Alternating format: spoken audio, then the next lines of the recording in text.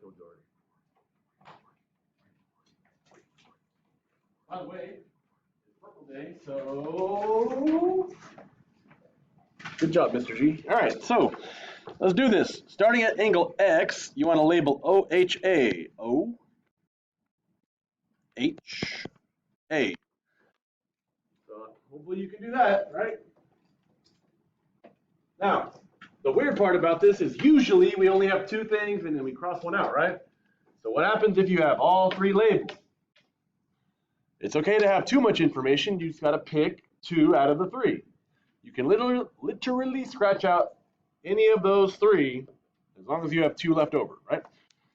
So give me a random one to scratch out. Which one should we get rid of? 8. I don't like 8. Scratch it out.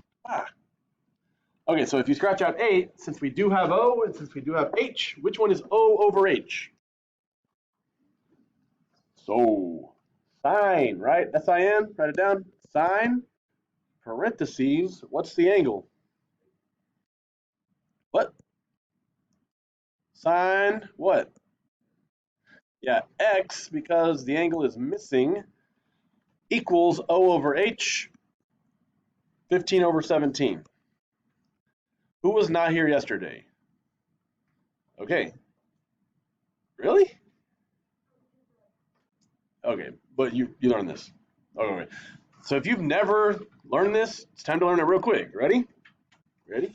Ready? In the back. Ready? Ready? All right, here we go.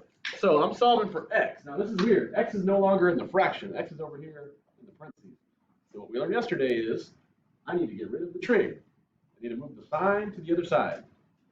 So how do I get rid of sin? Okay. There's no joke there. Anyways, we're going to do inverse trig. The opposite of sine is called inverse sine. But here's basically what we do. People who weren't here, here's what you're going to write. You're going to move the sign to the other side and put a little -1 on it. -1 is the way you show me that it's an opposite of a sign, the inverse of the sign. And then it goes away. So check it out. X equals, now sign is on the right side, but it's got to have a little -1 when you put it on the other side. This is something that you can type in your calculator. This sign with the little -1, when you go to your calculator and you click the trig button, do you see it's on the bottom row here? People who weren't here yesterday, are you seeing this right here? These bottom row inverse trig, that's how you find the missing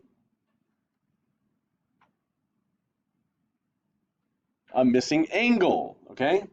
So again, missing angle, inverse trig. Cool? So let's go and write this down. Or sorry, let's type this in. Sine inverse. Okay, there we go. 15 divided by 17. Oh my gosh. There we go. What the heck? Well, I don't know why it's glitching out here. Sine inverse. 15 divided by 17. Okay, hit enter. Boom. We got it. 61.927 rounds to 61.93.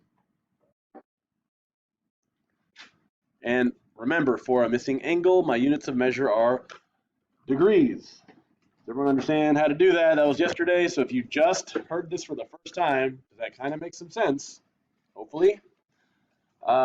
So that means if you were not here yesterday, you're going to grab the notes, key, and yesterday's assignment. You only have to do 1 through 6, but you need to turn that in for sure. Now, everybody who was here yesterday, you want to finish the assignment yesterday, turn it in.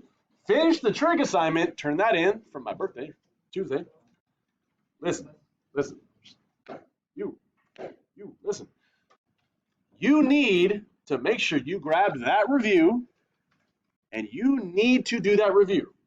You need to try it on your own. You may check your answers with what's on the wall, or you can just check on Google Classroom. It's in the stream. I posted the key. I posted the video. You have to do that review before Monday and bring it Monday. I keep saying it. I keep stressing about it. Y'all really need to do it. Studying is something you do. I cannot do it for you. You got to do it.